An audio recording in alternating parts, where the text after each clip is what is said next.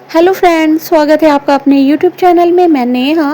तो आज मैं आपके लिए वीडियो लेके आई हूँ कि आप अगर स्पिरिचुअल जर्नी में हैं, आध्यात्म की दुनिया में आगे बढ़ रहे हैं, तो कैसे पता करें कि आप सही दिशा में आगे बढ़ रहे हैं। इनके साइंस और सिम्टम क्या है, स्पिरिचुअल जर्नी के क्या साइन और सिम्टम है, कैसे पता करें, इस बारे में गहरी चर्चा करेंगे। स्पिरिचुअल अवेकनिंग के साइन और सिम्टम जानेंगे कि क्या आप सही दिशा में आगे बढ़ रहे हैं। लेकिन उससे पहले अगर आप चैनल पे नए आए हैं, पहली बार आए हैं, तो प्लीज़ सब्सक्राइब करिएगा चैनल को एंड हाँ, बेल आइकन ज़रूर प्रेस करिएगा, जिससे मैं जो भी न्यू अपलोड डालूँ वो सीधे आप तक पहुंच जाए। तो बिना देर किए हुए वीडियो शुरू करते हैं। तो सबसे पहला साइन ये है, ये आपके अंदर एक अजीब सा खालीपन या बेचैनी रहती है। मतलब आप कहीं पे भी चले जाओ, दोस्तों के साथ हो, अपने रिलेटिव के साथ हो, फैमिली के साथ हो, आपके अंदर एक खालीपन सा आपको महसूस होने लगता है।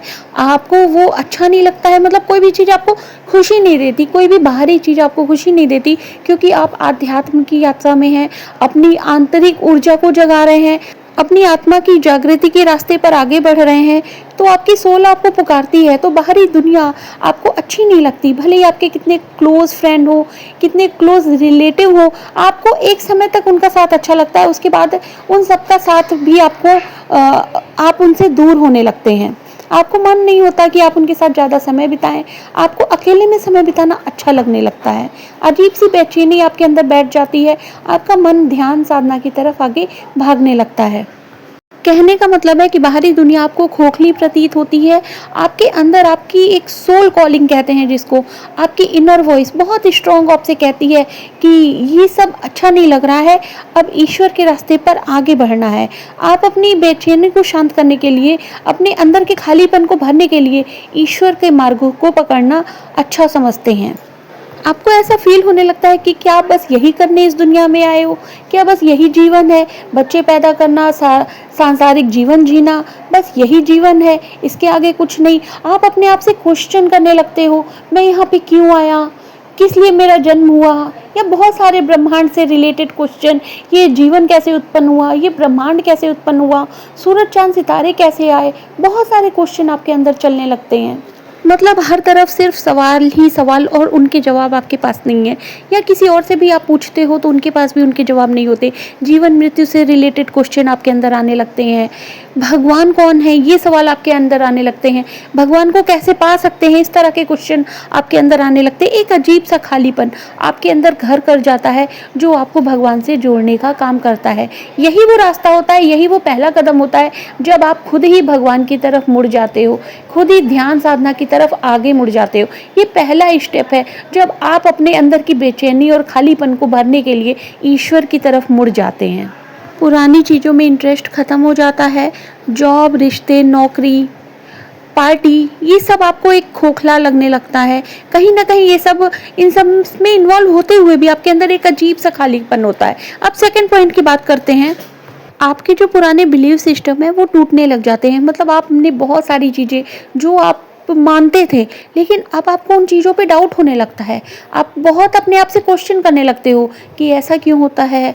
मतलब बहुत से क्वेश्चन हो सकते हैं, वो आप ही समझ सकते हो कि ये क्वेश्चन क्यों आ रहे हैं। आपके मन में ये डाउट भी आता है कि ये सारे क्वेश्चन क्यों आ रहे हैं, मैं ये सब क्यों सोच रहा हूँ या रही हूँ, मैं ऐसा क्यों कर रही हूँ। बहुत सारे क्वेश्चन से आप घिर जाते हो और अपनी लाइफ से भी सवाल करने लगते हो कि ये सब क्यों है, किस लिए है, किस कारण से है, किस कारण ये सब एग्जिट कर रहा है। बहुत कुछ आपके अंदर होता है। मतलब आपके बचपन के बिलीफ सिस्टम जिनको आप सच मानते थे, वो भी टूट कर बिखर जाते हैं। बहुत सारी चीज़ें डाउट में चली जाती हैं। आपको लगता है ऐसा होता है तो क्यों होता है, क्या आप गलत थे, क्या ये विचार गलत था। बहुत सारी चीज़ों से आप घिरे होते हो, लेकिन किसी के भी आंसर आपके पास नहीं होते हैं। थर्ड पॉइंट की बात करें तो आप बहुत ज़्यादा सेंसिटिव हो जाते हो। लोगों के दर्द देखकर आपको भी दुख होने लगता है। अगर आप किसी को दर्द में देखते हो तो उनकी तड़प पीड़ा आप भी महसूस करने लगते हो। आप कहीं ऐसी जगह पर जाते हो जहाँ पे लाउड म्यूज़िक बज रहा है, या बाहरी दुनिया में बहुत ज़्यादा चकाचौंध है, बहुत ज़्यादा भीड़ है, भाड़ है, तो आपको वो पसंद नहीं आता है। आपको शांति अच्छी लगने लगती है। जहाँ पे शोर शराबा ना हो, शांत माहौल हो, आपको वैसा माहौल अच्छा लगने लगता है।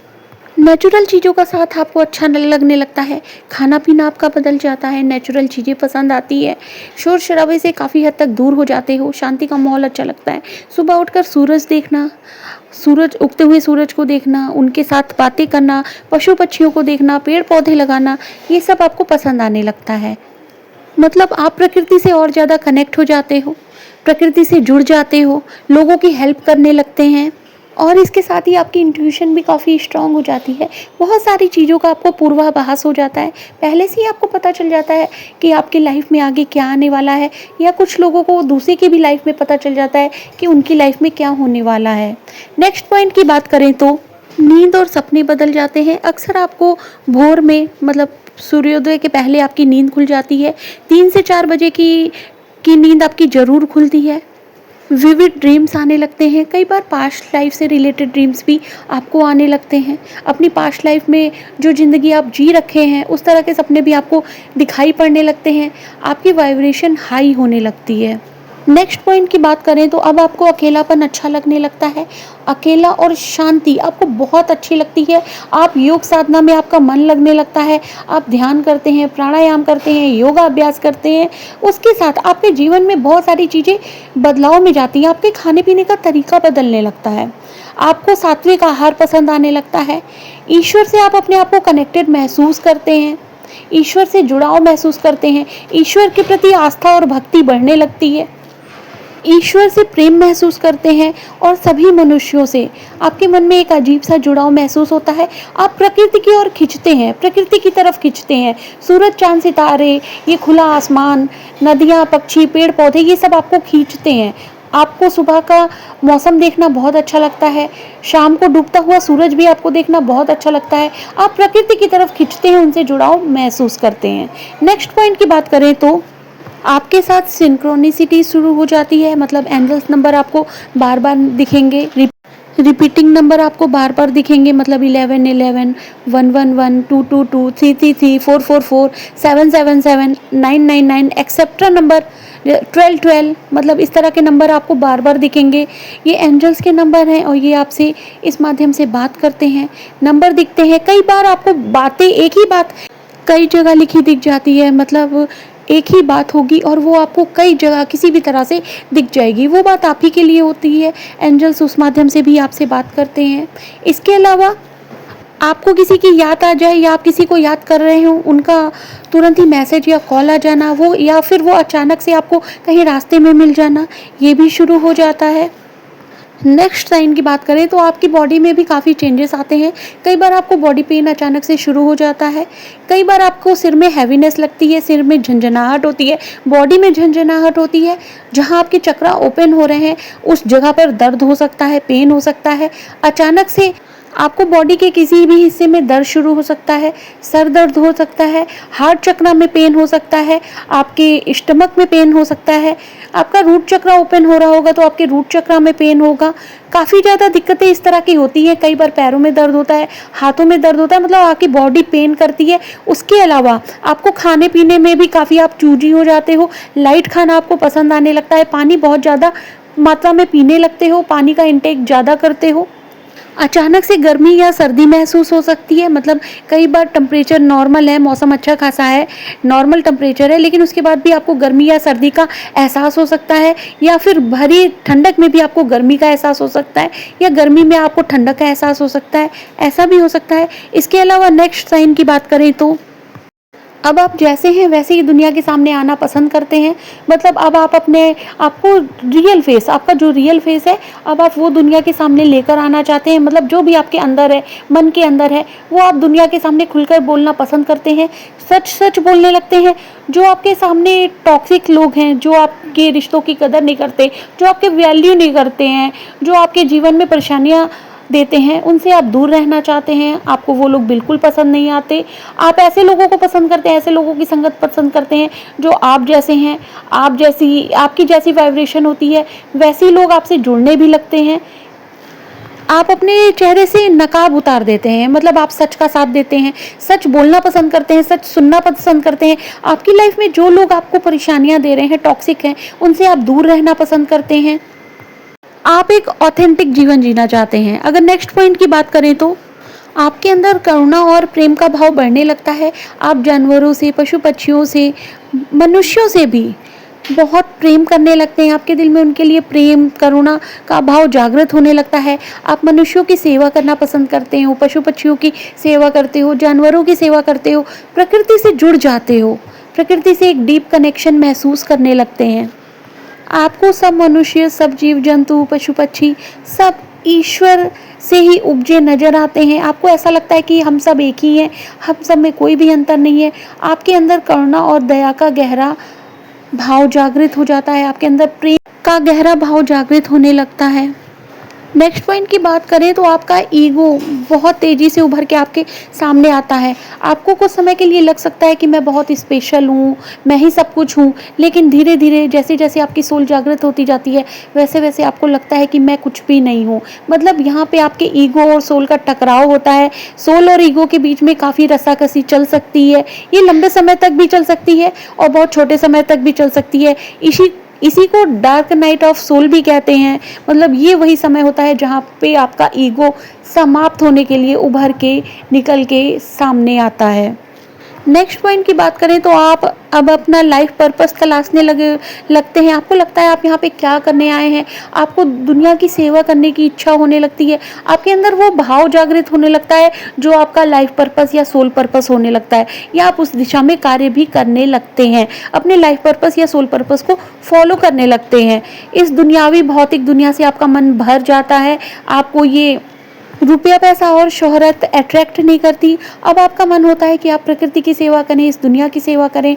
मतलब आप अपना लाइफ पर्पस और सोल पर्पस की तरफ आगे बढ़ जाते हैं। नेक्स्ट पॉइंट की बात करें तो पास्ट की चिंता आप छोड़ देते हो। जो पास्ट में हो गया उसका आपको गिल्ट नहीं रहता, उसकी आपको टेंशन नहीं रहती है, और आगे आने वाले फ्यूचर की भी आप चिंता नहीं करते हैं।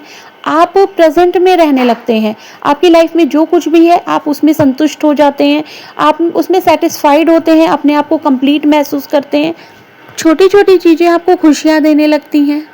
आप लोगों की थोड़ी सी हेल्प करके खुश हो जाते हो, या अगर आपके को चाय पसंद है तो आप चाय पी के भी खुश हो जाते हो, या फिर अगर आपको ठंडी हवा अच्छी लगती है तो आप नेचर की ठंडी हवा खा के खुश हो जाते हो। मतलब अब आपको ज़्यादा चीज़ों से फ़र्क नहीं पड़ता, लाइफ में जो कुछ भी मिला है आप उसी में संतुष्ट रहने लगते हैं। चीज़ों के आने जाने से अब आपको ज़्यादा फ़र्क नहीं पड़ता। आपके पास जो कुछ भी है, ईश्वर ने आपको जो कुछ भी दिया है, आप उसी में संतुष्टि महसूस करते हैं और हैप्पीनेस का भाव आपके अंदर आ जाता है। अब आप हैप्पी रहने लगते हैं। सबसे बड़ी चीज़ है कि आपके अंदर एक हैप्पीनेस आ जाती है जिसमें आप अपने आप को काफ़ी खुश रखते हो। आप अपने आप को समझने लगते हैं, अपने आप से प्रेम करने लगते हो और अपने लिए हर वो काम करते हैं जो आपकी सोल के लिए अच्छा है, आपकी सोल की ग्रोथ के लिए अच्छा है। आप अपने ऊपर पूरा ध्यान देते हैं, अपने ऊपर पूरा फोकस करते हैं। स्पिरिचुअल अवेकनिंग का मतलब ये नहीं है कि आपकी लाइफ एकदम इजी हो जाएगी, मतलब आपकी लाइफ में उतार चढ़ाव नहीं आएगा, सब कुछ आएगा, लेकिन आपको उसको फेस करने का नज़रिया बदल जाएगा, चीज़ों को देखने का नज़रिया बदल जाएगा, लोगों को देखने का नज़रिया बदल जाएगा। अब आप अपने आप में ही कंप्लीटनेस महसूस करेंगे क्योंकि आप ईश्वर से जुड़ चुके हैं। आप हर चीज़ उनमें छोड़ देते हैं, आपके अंदर सरेंडर का भाव आ जाता है, आप ईश्वर से कनेक्ट हो जाते हैं, आप ईश्वर को समर्पित हो जाते हैं। अब आपकी लाइफ में कैसी भी सिचुएशन आए आप उसमें नॉर्मल रहते हैं, मतलब एक न्यूट्रल स्टेज में आ जाते हैं। चीज़ों का, इंसानों का, किसी भी चीज़ का आपके ऊपर ज़्यादा फ़र्क नहीं पड़ता है। अगर आप कहीं फंसते भी हैं तो उसमें तुरंत बाहर आ जाते हैं। स्पिरिचुअल अवेकनिंग का प्रोसेस 1-2 दिन का नहीं है, बल्कि ये कुछ सालों का है। कुछ के लिए 4-5 साल, कुछ के लिए 8-10 साल, या कुछ के लिए 15-20 साल लग सकते हैं इस प्रोसेस में जाने के लिए, अपने आप को हील करने के लिए।